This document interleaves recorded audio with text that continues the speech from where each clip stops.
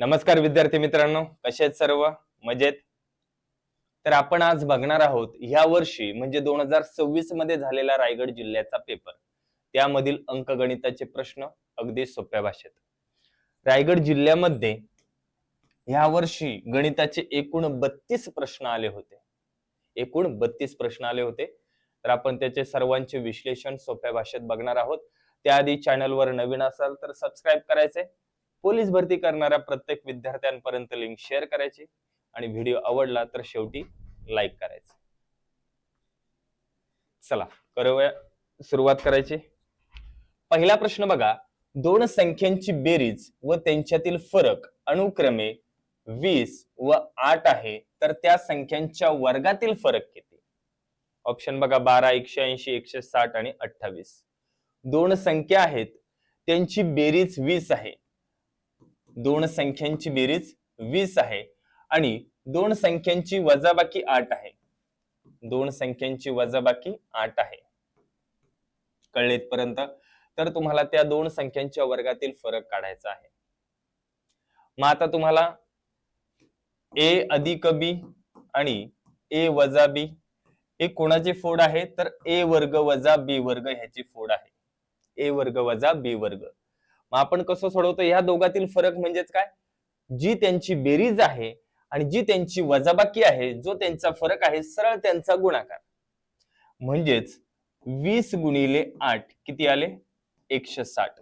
म्हणजे त्या दोन संख्यांच्या वर्गातील फरक किती असणार? 160 चा असणार. Option number 3. त्या दोन संख्यांच्या वर्गातील फरक असणार 160. क्लिअर आहे? समजलंय? आणि त्या जर संख्या तुम्हाला काढायच्या असेल तर एकदा ह्यांची बेरीज करा आणि 2 ने भागा. 20 आणि 8 28 भागिले 2 14. म्हणजे मोठी संख्या असणार 14, लहान संख्या काय असणार? 20 वजा 8 12. 12 भागिले 2 6. म्हणजे 14 चा वर्ग वजा 6 चा वर्ग. मग 14 चा वर्ग किती? 196. 6 चा वर्ग 36. यामधील फरक बघा 160 चा आहे. समजलं आता? क्लिअर? पुढचा प्रश्न. प्रथमेश आपल्या पत्नीपेक्षा 5 वर्षांनी मोठा असून त्याची पत्नी त्याच्या मुलीच्या 5 पट वयाची आहे. जर मुलीचे 3 वर्षापूर्वीचे वय 4 वर्ष होते, तर प्रथमेशचे आजचे वय किती? प्रथमेशचं वय काढायचं. प्रथमेशचं कोणाचं वय दिलंय इथं? मुलीचं वय दिलंय. 3 वर्षापूर्वी 4 होतं. मग मुलीचं जर 3 वर्षापूर्वी 4 वय होतं, म्हणजे आज किती असणार? 7 वर्ष. हे असणार मुलीचं आजचं वय. बरोबर आहे? 3 वर्षापूर्वी 4 होतं म्हणजे आज 7 असणार. मग मुलीचं 7 वय आहे, त्याच्या 5 पट. 7 5 35. हे असणार आईचं वय. आईचं वय काय सांगितलं? मुलीच्या 5 पट आहे. आणि 5 वर्षांनी मोठा कोण आहे? तिचा पती. मग त्या प्रथमेशचं वय किती असणार? आईपेक्षा 5 वर्षांनी जास्त म्हणजे 40 वर्ष. मग प्रथमेशचं वय येणार 40 वर्ष. Option number 1. प्रथमेशचं वय येणार 40 वर्ष. पुढचा प्रश्न. x ही संख्या विषम संख्या आहे, तर खालीलपैकी समसंख्या कोणती? जिथं तुम्हाला सांगितलं विषम संख्या आहे, तर ती विषम संख्या बरोबर आपण 3 म्हणायची आणि सम म्हटलं तर 2 म्हणायचे. मग आता जिथं जिथं x दिसेल तिथं तिथं 3 टाका. आता तुम्हाला शोधायची आहे समसंख्या. पहिला ऑप्शन बघितला x अधिक 4 म्हणजेच काय? 3 अधिक 4 किती येते? 7. विषम येतोय. 2x अधिक 4 2x अधिक 4 2 गुणिले x ची किंमत 3 अधिक 4 बेत्रिक 6 6 आणि 4 10 आली सम. म्हणजे ऑप्शन नंबर 2 ही एक समसंख्या आहे ज्यावेळेस x विषम असेल त्यावेळेस. क्लिअर? पुढचा प्रश्न. 20 रुपयांच्या एका नोटांच्या गठ्ठ्यात 43652 पासून 43691 पर्यंत सलग क्रमांकाच्या नोटा आहेत, तर ती रक्कम एकूण किती रुपये आहेत? सगळ्यात पहिलं तुम्हाला एकूण नोटा काढायच्यात. एकूण नोटांची संख्या, मोठी संख्या 43691 वजा लहान संख्या 43652. मोठ्या संख्येतून लहान संख्या वजा करून 1 प्लस केलं, तुम्हाला एकूण नोटांची संख्या मिळेल. 11 तून 2 गेले 9, 1 9 तून 6 गेले 3, बाकीचे शून्य येणार. 39 आणि 41 ह्या 40 आहेत एकूण नोटा. किती रुपयाची नोट आहे? 20 रुपयाची. म्हणजे किती रक्कम असणार? 800 रुपये. एकूण रक्कम असणार 800 रुपये. Option number 2. क्लिअर? पुढचा प्रश्न. आईचे वय वडिलांपेक्षा 7 वर्षांनी कमी असून दोघांच्या वयांची बेरीज 53 वर्ष आहे, तर वडिलांचे वय किती? दोघांच्या वयांची बेरीज किती? 53. मग त्या 53 मधून त्या दोघातील फरक मायनस केला 7. 13तून 7 गेले 6, 5तून 1 गेला 4. मग जे 46 राहिले ते असणार दोघांचे समान. जो फरक होता तो आपण पहिलाच मायनस केला. म्हणजे इथं लहान कोण आहे? आई. आईचं वय येणार 23. वडील 7 वर्षांनी मोठे, म्हणजे वडिलांचं वय किती येणार? 30 वर्ष. वडिलांचं वय येणार 30 वर्ष. Option number 3. क्लिअर? पुढचा प्रश्न. कोणत्या संख्येचा 20% हा 40च्या 30% एवढा आहे? कोणत्या संख्येच्या? x संख्येच्या 20% म्हणजेच काय? 20/100 हा म्हणजे बरोबर 40च्या 30% आहे. 2 शून्य गेले, 2 शून्य गेले, इकडे 1 शून्य 1 शून्य. आता x बरोबर इकडे काय राहिले? 4 त्रिक 12 गुणिले हे 10 जाणार वरती आणि 2 येणार खाली. बेक बे बेसक 12, 6 10 60. x बरोबर किती आलं? 60. म्हणजे ती संख्या कोणती असणार? 60. ती संख्या असणार 60. म्हणजे 60च्या 20% 12 आणि 40च्या 30% 12. क्लिअर? पुढचा प्रश्न. ए आणि बी या दोघांची अनुक्रमे 1,40,000 आणि 1,50,000 रुपये गुंतवून एक व्यवसाय सुरू केला. जर एका वर्षाच्या अखेरीस त्यांना 1,16,000 रुपयाचा नफा होत असेल तर प्रत्येकाला अनुक्रमे किती रुपये मिळायला पाहिजेत? भागीदारी या टॉपिक मधला प्रश्न आहे. त्यांनी भांडवल गुंतवले, इथं मुदत सांगितले नाही, म्हणजे दोघांची मुदत समान आहे. मग त्यांना मिळणारा नफा हा त्यांच्या भांडवलाच्या समप्रमाणात असेल. मग आता ए नी किती गुंतवलेत? 1,40,000 आणि बी नी किती गुंतवलेत? 1,50,000. मग ह्यांचं गुणोत्तर येणार 4 शून्य कट 4 शून्य कट. म्हणजे ए ला भेटणार 14 भाग आणि बी ला भेटणार 15 भाग. एकूण किती रुपये आहेत? 1,16,000. मग ह्या दोघांची करा बेरीज गुणोत्तरांची. 14 आणि 15 किती झाले? 29. मग आता 29 ने भाग द्या. 9चा पाडा बोलायचा आहे. 9 चोक 36 म्हणजे 29 चोक 116 याच्यावरती 3 शून्य. एक भाग बरोबर आलं 4,000. मग आता त्यांची अनुक्रमे किती रुपये? मग ए चे 14 भाग म्हणजे 14 चोक 56,000 आणि बी चे 15 भाग म्हणजेच 15 चोक 60,000. बी ला नफा भेटणार 60,000 आणि ए ला नफा भेटणार 56,000. मग याप्रमाणेच ऑप्शन बघायचा आहे. पहिल्या 56 नंतर 60,000. Option number 2. ऑप्शन नंबर 3 ला टिक करू नका. ऑप्शन नंबर 2 बरोबर असणार. 3 ला टिक केलं, उत्तर काढून सुद्धा चुकल. ए चा नफा कमी असणार कारण त्यांनी कमी भांडवल गुंतवले. बी चा नफा जास्त असणार कारण दोघांची मुदत समान आहे. क्लिअर? पुढचा प्रश्न. 5 क्रमवार विषम संख्यांची सरासरी 47 आहे तर सर्वात मोठी संख्या कोणती? सरासरी म्हणजेच मधली संख्या. मधली संख्या 47 आहे, ही विषम आहे. एकूण 5 आहेत म्हणजे पुढे 2 संख्या असणार, मागे 2. आपल्याला मोठी संख्या विचारली, मग 47 नंतरची 49, त्याच्यानंतर 51, 51 असणार मोठी संख्या. यामधील मोठी संख्या कोणती येणार? 51. क्लिअर? पुढचा प्रश्न. बालदिनाच्या दिवशी 175 मुलांना समान मिठाई वाटण्यात आली, पण त्या दिवशी 35 मुले गैरहजर असल्यामुळे प्रत्येक मुलाला 4 मिठाईचे पॅकेट जादा देण्यात आले, तर एकूण मिठाईचे पॅकेट किती होते? 175 मुलं होती. त्या 175 मुलांना सरासरी X एवढं पॅकेट दिलं मिठाईचं. सरासरी X एवढं पॅकेट दिलं. त्यांनी काय सांगितलंय? एवढी पॅकेट होती आता बाल दिनाच्या दिवशी सगळ्यांना पॅकेट दिली, 35 मुलं गैरहजर होती, म्हणजे हजर किती असणार? 140. 175 पैकी 35 गैरहजर होती, हजर 140. आता हजर जेवढी मुलं होती त्यांना काय भेटलं? आता प्रत्येकाला 4 मिठाईचे पॅकेट जास्त. पहिले किती भेटत होती? सगळ्यांना X पॅकेट भेटत होती. आता 35 मुलं गैरहजर असल्यामुळं त्यांना 4 पॅकेट जास्त भेटणार प्रत्येकाला. पहिली जेवढी सरासरी होती 4 ने वाढली. मग इकडे 175x बरोबर 140x अधिक 14 चोक 56.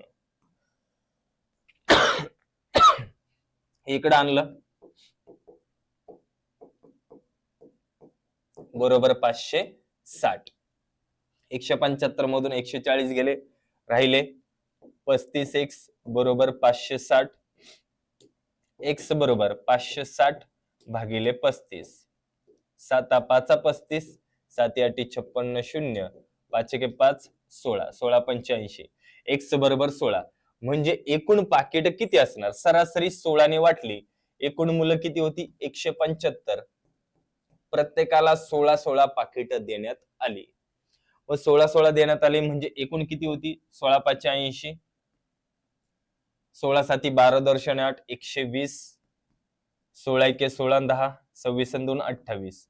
म्हणजे एकूण मिठाईची पाकिट किती होती? 2800. एकूण मिठाईचे पाकिट किती होती? 2800. समजलंय? आता बरोबर चिन्हाची डावी बाजू बघितली, उजवी बाजू बघितली तरी पण तेवढेच पाकिट येणार 2800. कळलं का? आता प्रत्येकाला 35 मुलं गैरहजर होती, प्रत्येकाला किती किती पाकिट येणार? 16 आणि 4 20.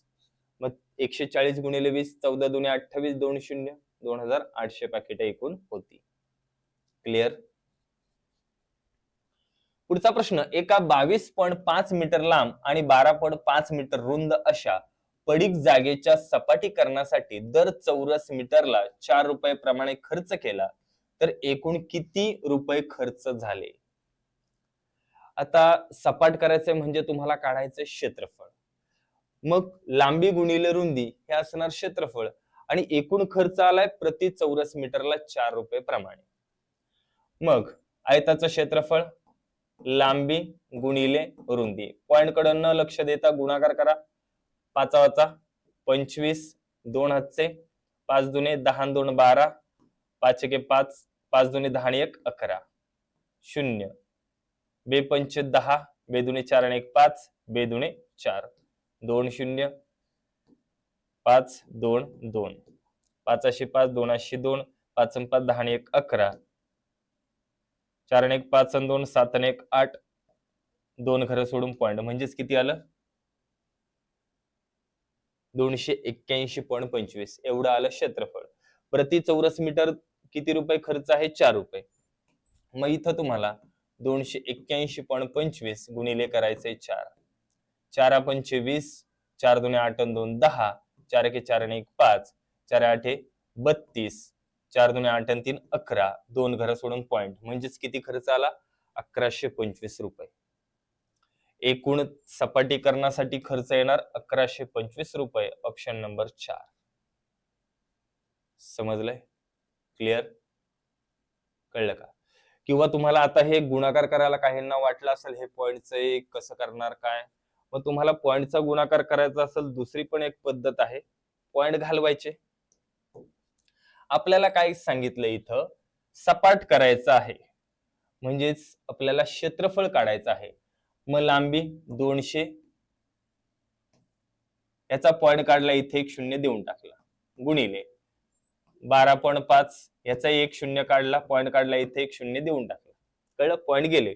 आता एकूण खर्च किती येणार? 4 रुपये प्रमाणे. एकूण खर्च 4 रुपये प्रमाणे.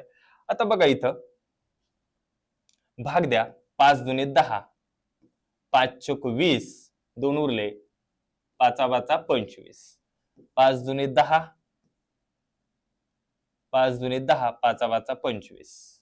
आता ह्या दोन्ही तिकडे गुणलं, 2 बे 1 बे बे 1 बे, बे दुने 4. कटलं? फक्त गुणाकार करायचा तुम्हाला. 45 गुणिले 25. काय गुणाकार करायचा आहे? 45 गुणिले 25. 25 5 125, 25 चोक 100 आणि 12 112. डायरेक्ट तुमचं उत्तर येऊन जाईल 1125 रुपये. कळलं? ह्या पद्धतीने देखील करू शकता. क्लिअर? पुढचा प्रश्न, एका दुकानदाराची 30 दिवसांची सरासरी विक्री 155 रुपये आहे. पहिल्या 15 दिवसाची सरासरी विक्री 190 रुपये आहे आणि नंतरच्या 15 दिवसांची सरासरी विक्री किती? शेवटच्या 15 दिवसांची सरासरी विक्री किती? 155 आहे टोटल 30 दिवसांची सरासरी विक्री, म्हणजेच किती? 3 5 15, 3 5 15 आणि 1 16, 3 1 3 आणि 1 4, 4650 एकूण विक्री आहे. त्यापैकी पहिल्या 15 दिवसांची 190 आहे, म्हणजेच किती आहे एकूण? 15 9 35 असे, 15 10 25 3 28. पहिल्या 15 दिवसाची किती आहे? 2800. मग आता राहिले किती? 2800 ह्याच्यातून वजा करा 2850. 0 0 16तून 8 गेले 8, 1 हातचा 4तून 3 गेला 1, 1800 रुपये असणार शेवटच्या 15 दिवसांची एकूण. तुम्हाला विचारली सरासरी, मग 15 ने भाग द्या. 15 1 15, 3 उरले, 15 दुने 30 आणि 0. मग शेवटच्या 15 दिवसाची सरासरी विक्री किती येणार? 120 रुपये. शेवटच्या 15 दिवसांची सरासरी 120. क्लिअर? समजलंय? पुढचा प्रश्न, त्रिकोणाचा एक कोण इतर दोन कोणांच्या बेरजे इतका आहे, तर राहिलेले दोन कोणांचे गुणोत्तर 4:5 असेल तर तिसऱ्या त्रिकोणाच्या कोणाचे माप किती? तिसऱ्या कोणाचे माप विचारले. त्रिकोणाच्या तिन्ही कोणांच्या मापांची बेरीज 180. एक कोण 4 आहे, दुसरा 5 आहे, तिसरा काय असणार? या दोघांनी एवढा, यांच्या दोघांच्या बेरजे एवढ्या, म्हणजेच किती असणार? 9. 9 9 18, 18 ने भाग दिलं किती आलं? 1 भाग बरोबर 10. मग ते कोण कसे असणार? 10 चोक 40, 10 5 50 आणि 10 9 90. म्हणजे त्या कोणांची मापे असणार 40 50 90. 40 50 90. Option number 2. क्लिअर? समजलंय? पुढचा प्रश्न, 28 माणसे एक काम काही दिवसात पूर्ण करतात. जर दिवसांची संख्या 203 केली तर आणखीन किती माणसे कामावर लावावी लागतील? आणखीन किती माणसे कामावर लावावी लागतील? बघा, हा प्रश्न भरपूर वेळेस रिपीट झालेला आहे. आपण बॅच मध्ये घेतलाय, युट्यूबला घेतलाय, मागच्या वर्षी पण आलेला आहे. मग काय करायचं? एकदम सोपं. काळकम वेग मध्ये आता हे तुम्हाला 203 करायचं, 302 करायचं नसेल समजत तर काय करायचं? त्या दोघांचा काढायचा लसावी. असा अपूर्णांक दिसला, लसावी काढायचा. 3 आणि 2 चा लसावी 6. म्हणजे इथं तुम्हाला काही दिवस सांगितले ना, तिथं घ्यायचे 6 दिवस. काय घ्यायचे? 6 दिवस. म्हणजे 28 माणसे 6 दिवसात जेवढं काम करतात तेवढंच काम. आता त्यांनी काय सांगितलंय? दिवसांची संख्या काय केली? 203 केली. किती दिवस होत होतं पहिलं 6 दिवसात? आता 203 केलं म्हणजेच किती झालं? 3 दुने 6, 2 दुने 4. म्हणजे आता 4च दिवसात काम उरकवायचे. पहिलं 6 दिवसात काम होत होतं, आता 4 दिवसात उरकवायचे. मग किती माणसं लागतील एकूण? 4 1 4, 4 7 28, 7 6 42. 42 माणसे एकूण लागणार. ऑप्शन मध्ये दिसलं, लगेच टिक करू नका. इथं विचारलंय तुम्हाला आणखीन किती माणसं लागतील? 42 वजा 28, 12तून 8 गेले 4, 1 हातचा 4तून 3 गेला 1. म्हणजे आणखीन किती माणसं लागतील? तर आणखीन 14 माणसं लागतील. 28 माणसं आहेत, अजून जर 14 माणसं घेतली तर 6 दिवसाच्या ऐवजी 4 दिवसातच काम पूर्ण होईल. समजलं आता? क्लिअर? पुढचा प्रश्न, खालीलपैकी सर्वात लहान अपूर्णांक कोणता? लहान अपूर्णांक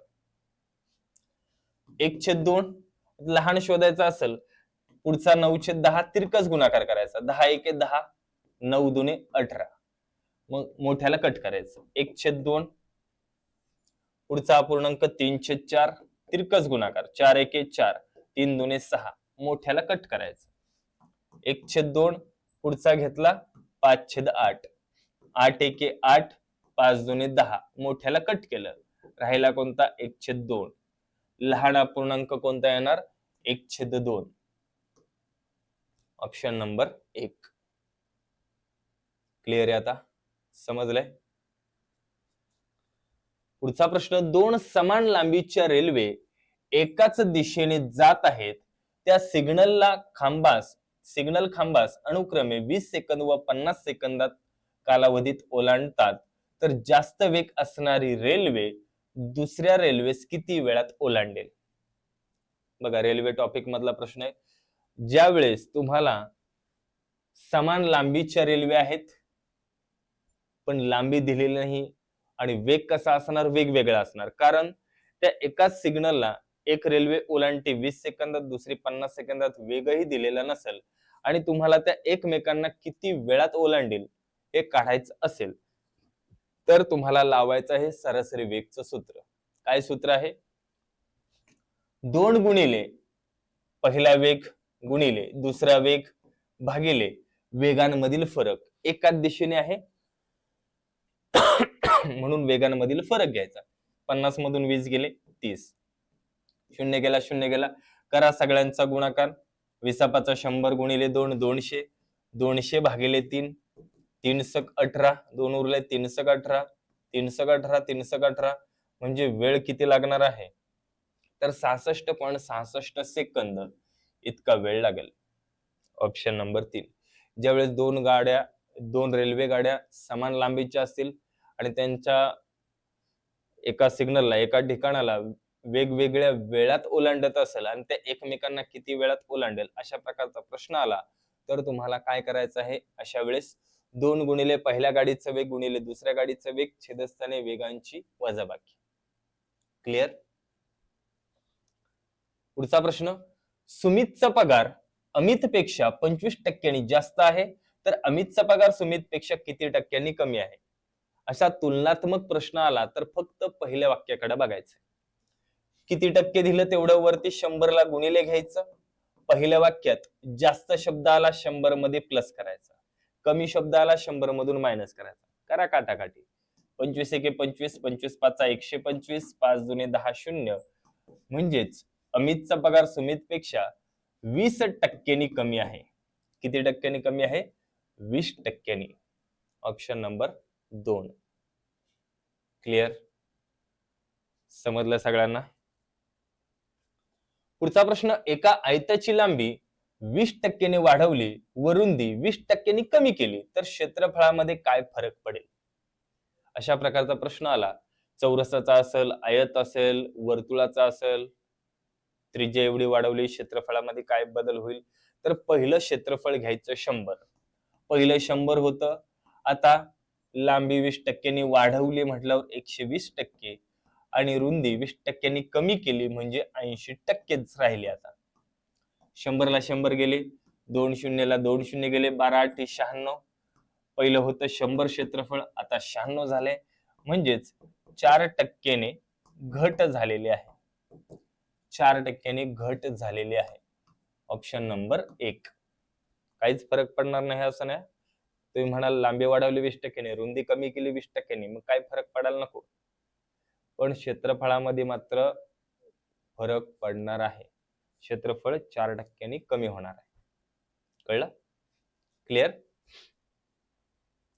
पुढचा प्रश्न, एक वस्तू 680 रुपयाला विकल्यास 15% तोटा होतो, तर 15% नफा मिळवण्यासाठी ती वस्तू किती रुपयास विकावी लागेल? 680 रुपयाला विकली त्यावेळेस काय होतंय? तोटा होतो, म्हणजे ही रक्कम किती असणार? 85%. आता तुम्हाला नफा पाहिजे 15%, म्हणजेच आपल्याला त्या वस्तूची किंमत 115% काढायची आहे. तिरकस गुणाकार 680 गुणिले 115 भागिले 85.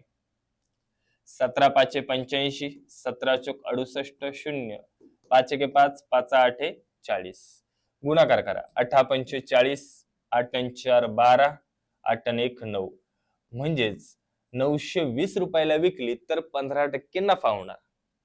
ती वस्तू 920 रुपयाला विकली तर 15% नफा होणार आहे. क्लिअर?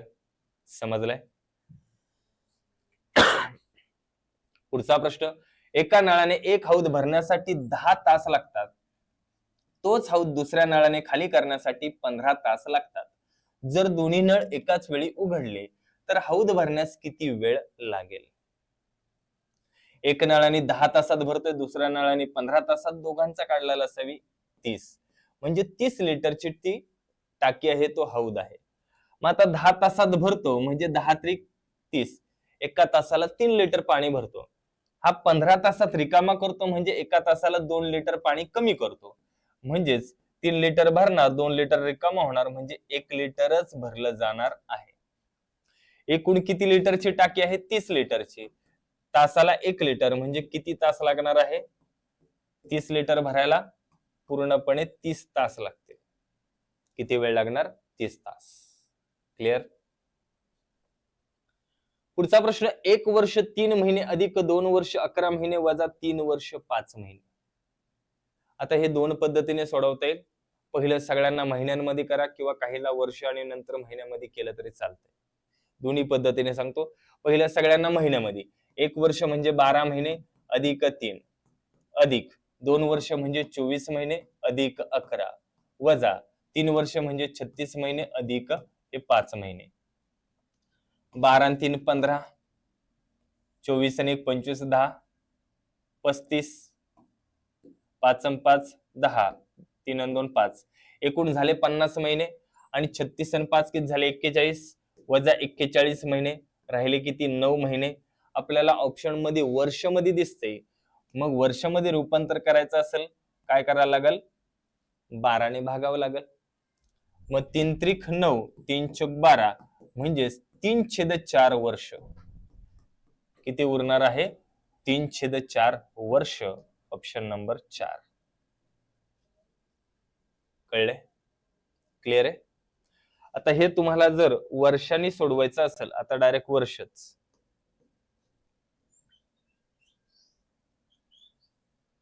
बघा एकदम सोप्या पद्धतीने. हा 1 वर्ष आहे, हा 2 वर्ष आहे. टोटल झाले 3 वर्ष. इथं हे वजा 3 वर्ष. गेलं, संपलं वर्ष. आता महिने. इथं 3 महिने, इथं 11 महिने झाले 14 महिने आणि ह्याच्यातून वजा 5 महिने केलं. राहिले किती? 9 महिने. म्हणजे किती वर्ष? 12 पैकी 9 म्हणजेच 3/4 वर्ष. 12 महिन्यापैकी 9 महिने म्हणजेच किती येणार? 3/4 वर्ष. वर्षामध्ये रूपांतर करायचं असेल 12 ने भाग द्यावा लागेल. क्लिअर? पुढचा प्रश्न, एका परीक्षेत 60% विद्यार्थी इंग्रजीत उत्तीर्ण झाले व 45% विद्यार्थी गणितात उत्तीर्ण झाले, तसेच 35% विद्यार्थी दोन्ही विषयात अनुत्तीर्ण झाले. जर 1600 विद्यार्थी दोन्ही विषयात उत्तीर्ण झाले असतील तर त्या परीक्षेत एकूण किती विद्यार्थी बसले होते? एकूण विद्यार्थी संख्या काढायची. उत्तीर्ण उत्तीर्ण 60 उत्तीर्ण, 45 उत्तीर्ण, उत्तीर्ण उत्तीर्ण बेरीज केली किती आली? 105. याच्यामधून दोन्ही विषयात जे उत्तीर्ण आहेत, दोन्ही विषयात 5 ते मायनस करा. आता इथं 35% काय सांगितलंय? अनुत्तीर्ण. म्हणजे 5 किती असणार? 65%. ते ह्याच्यातून मायनस केलं, राहिले किती? 40. म्हणजे 40% दोन्ही विषयात उत्तीर्ण आहेत आणि अशी संख्या किती आहे? 1600. मग एकूण 100% बरोबर किती? तिरकस गुणाकार 100 गुणिले 1600 भागिले 40. 0 0 गेला, 4 चौक 16 0. 40 गुणिले 100 4000. म्हणजे त्या ठिकाणी विद्यार्थी संख्या किती होती? 4000. Option number 3. किती विद्यार्थी होते? 4000. क्लिअर? पुढचा प्रश्न, 1200चे 30% वजा 1500चे 16% बरोबर किती? 1200चे 30% वजा 1500चे 16%. आता यामध्ये तुम्हाला ऑप्शन चुकीचे आहेत. तर बघा, 1200चे 30% वजा 1500चे 16% काढायचे. 2 शून्य गेले, 2 शून्य गेले, हे 2 शून्य गेले, हे 2 शून्य गेले. 12 त्रिक 36 शून्य. 360 आलं. 1200चे 30% वजा 15 गुणिले 16 किती आलं? 240. पण 15 गुणिले 16 म्हणजे 15चा वर्ग 225 अधिक 15 240. आता यांची जर वजाबाकी केली तर उत्तर 120 यायला पाहिजे. या दोघांचं उत्तर, यांची वजाबाकी केली तर किती येणार? 120. क्लिअर? जे ऑप्शन मध्ये नाहीये.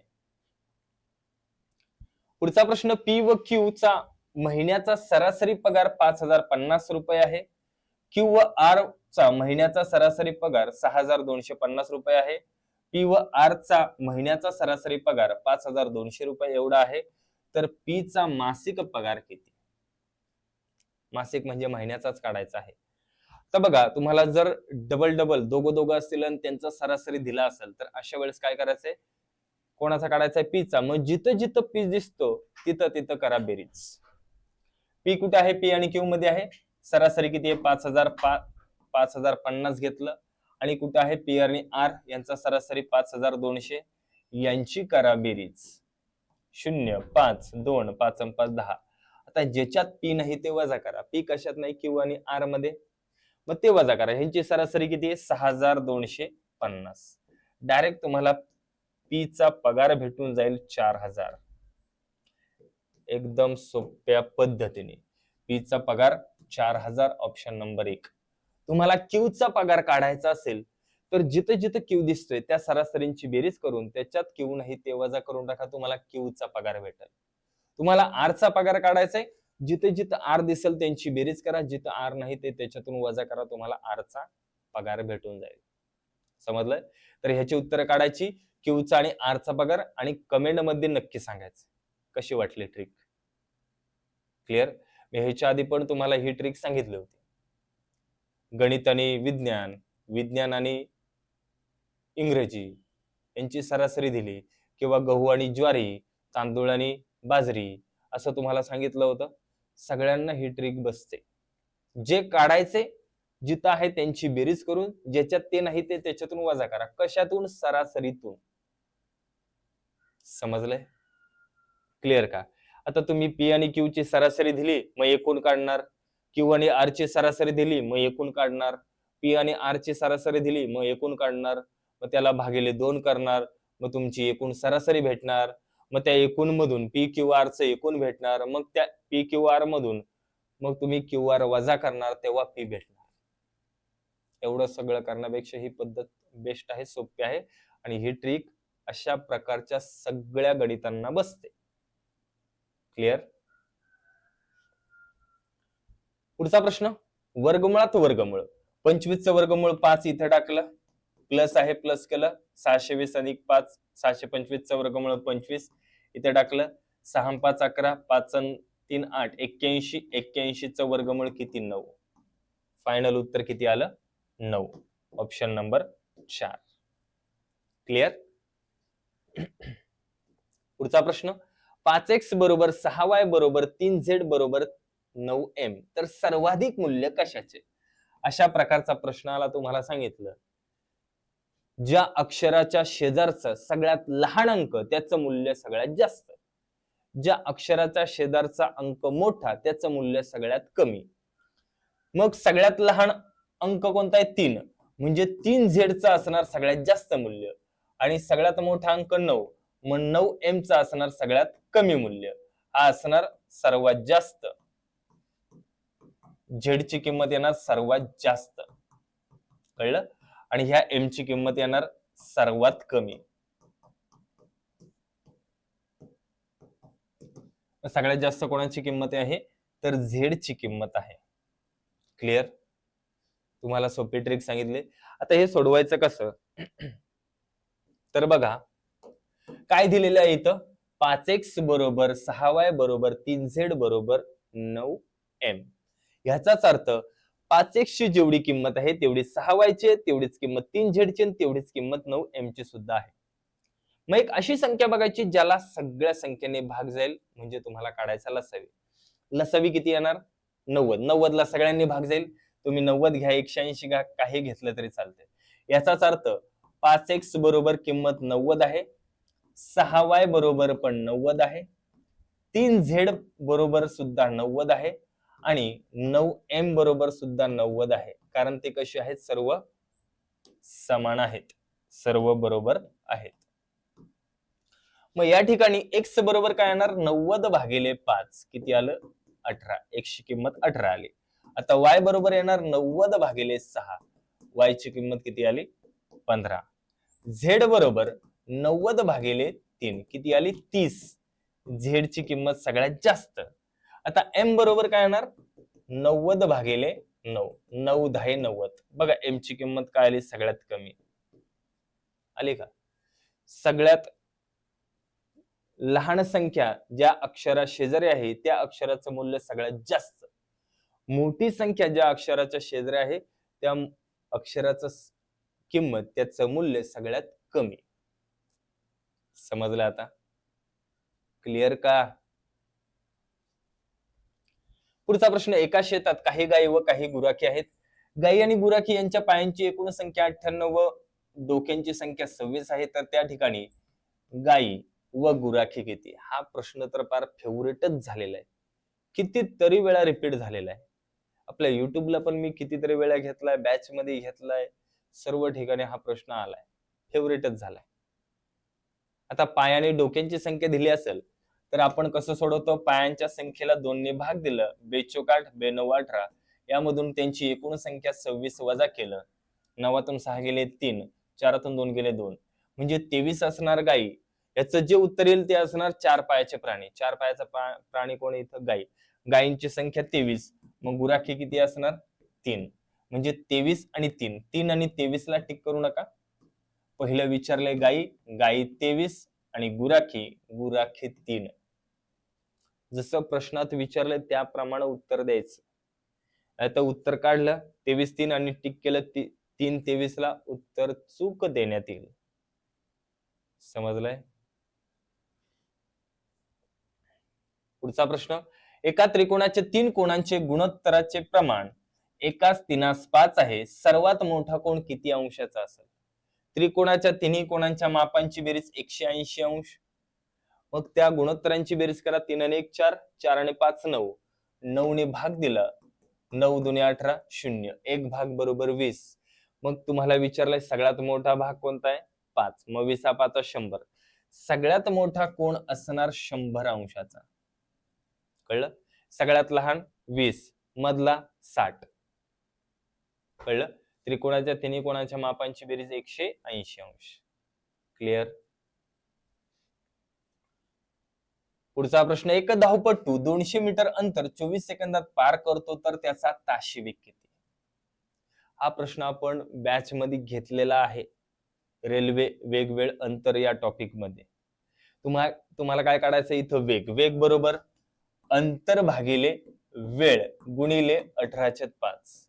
अंतर मीटर मध्ये, वेळ सेकंदामध्ये असेल तर तुम्हाला 18/5 वापरायचं आहे. भाग द्या आता. 6 चोक 24, 6 त्रिक 18, 4 एके 4, 4 25 0, 5 एके 5, 5 10 50, 10 त्रिक 30. मग इथं वेग असणार 30 किलोमीटर प्रति तास. वेग किती असणार 30 किलोमीटर प्रति तास. Option number 1. क्लिअर.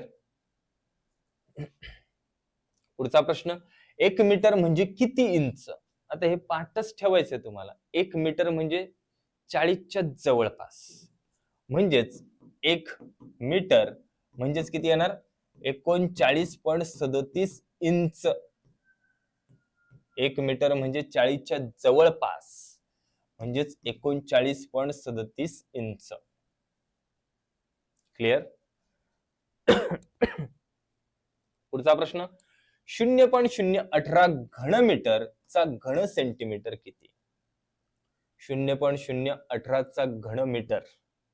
मग आता मीटर आहे, तुम्हाला सगळ्यात पहिलं सेंटीमीटर मध्ये रूपांतर करायचंय. मग मीटरचं सेंटीमीटर मध्ये रूपांतर करताना काय करणार, गुणिले 100. 100 ने गुणलं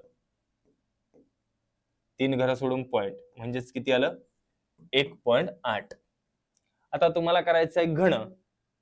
मग 100 चा घन किती. आता आपण इथं काय घेतलं एकक 100, मग तुम्हाला इथं करायचं 100 चा घन. 100 चा घन किती 2 आहेत, घन करताना 6 शून्य म्हणजे 1.8 गुणिले 1 2 3 4 5 6 शून्य. कळले. आता काय करायचं तुम्हाला काटाकाटी करून घ्यायची. काय करायची? काटाकाटी. समजलंय?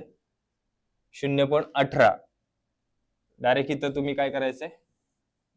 मीटरचं सेंटीमीटर मध्ये न करता 0.018 गुणिले घन सेंटीमीटर 100. एकक काय आहे मीटरचं सेंटीमीटर मध्ये? 100. मग इथं तुम्हाला 100चा घन करायचा आहे. म्हणजे 0.018 गुणिले 100चा घन किती? एकावरती 6 शून्य. आता इथं 18 लिहिलं, 6 शून्य देऊन टाकले. 3 घरं सोडून पॉइंट आहे, 3 घरं सोडून पॉइंट देऊन टाकला. म्हणजेच उत्तर किती आलं? 18,000 घन सेंटीमीटर. किती येणार? 18,000 घन सेंटीमीटर. Option number 3. कळलं काय केलंय? घनमीटरचं घन सेंटीमीटर मध्ये रूपांतर करताना तुम्हाला 100चा घन भाग द्यायचा आहे. कारण 1 मीटर बरोबर 100 सेंटीमीटर. क्लिअर? पुढचा प्रश्न.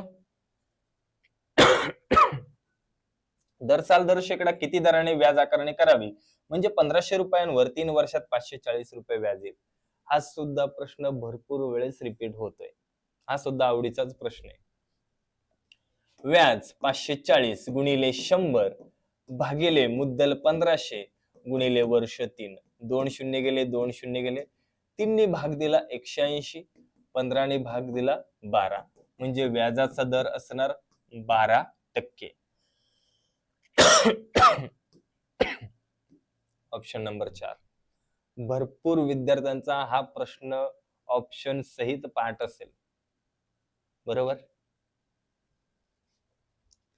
चला शेवटचा प्रश्न. 7 अधिक 6 वजा 7 गुणिले 6 भागिले 6. इथे काय आहे? भागिले 6 आहे. सोडवा. पदावली सोडवताना सगळ्यात पहिला आपण भागाकार सोडवणार. म्हणजे 7 अधिक 6 वजा 7 गुणिले 6 एके 6. मग भागिले झाल्यावर गुणिले. मग 7 अधिक 6 वजा 7 गुणिले 1 वजा 7 वजा 7 अधिक 7 गेले, राहिले फक्त 6. म्हणजे ह्याचं उत्तर येणार ऑप्शन नंबर 1, 6. क्लिअर आहे? समजलंय? हा शेवटचा प्रश्न होता. तर अशाच प्रकारे आपण रायगड जिल्ह्यामध्ये आलेले 32 प्रश्नांचे सोप्या भाषेत विश्लेषण दिले. व्हिडिओ आवडला असेल तर लाईक करायचं आणि कमेंट करायचं. चला मग आज आपण इथेच थांबूया. भेटूया अशाच नवीन नवीन जिल्ह्यांच्या सर्व जिल्ह्यांच्या विश्लेषणामध्ये. Bye bye, take care.